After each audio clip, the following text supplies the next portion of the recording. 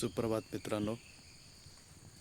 तर लावणी होऊन आता 21 दिवस पुरे झालेले आहेत. तिसरा आठवडा आहे लावणी झाल्यानंतरचा.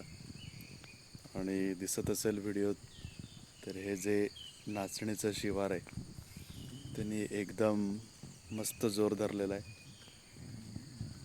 अशा प्रकारे हिरवीगार थोडीशी काळसर नाचणी झालेली आहे.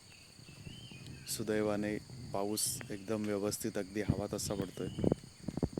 अगदी पार तिथे जिथे सुपाऱ्या सुरू होतात तिथपर्यंत नाचणी लावलेली आहे. मध्ये बाखाडी आहे. हा जो मधला एक मोकळा पॅच दिसतोय तिकडे कातळ होता, अगदी ट्रॅक्टर फिरेच नाही एवढा कठीण कातळ लागला, त्यामुळे तो भाग सोडून दिलेला आहे मधला. आणि ही दिसत असेल या बाजूला सुपारीची रांग आली एक.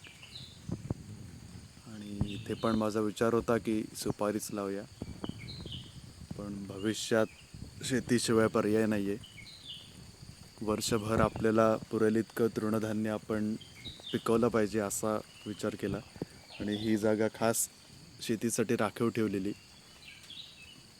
तर यंदा लावले नाचणी. भात पण तिकडे लावला आहे. आता भाताची स्थिती काय आहे ते दाखवतो 2 मिनटात. तर ही जी एक रांग दिसते वाफा, तर ही ते हळदीची रोपं लावलेत. आणि जी नाचण्याची दाढ शिल्लक होती तर ती इथे सुपाऱ्यांच्या मध्ये मध्ये लावलेली आहे.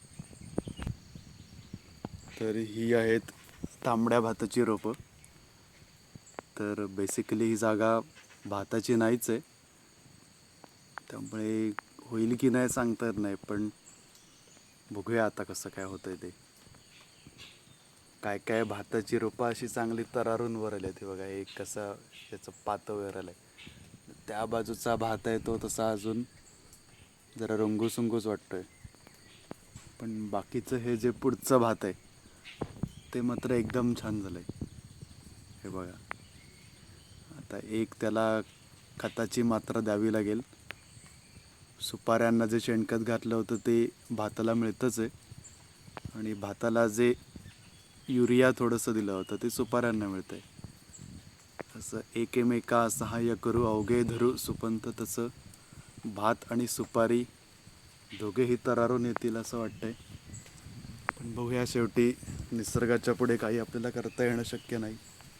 तर तिकडे एक वडीचा आळू लावलाय, तो पण एकदम मस्त झालाय.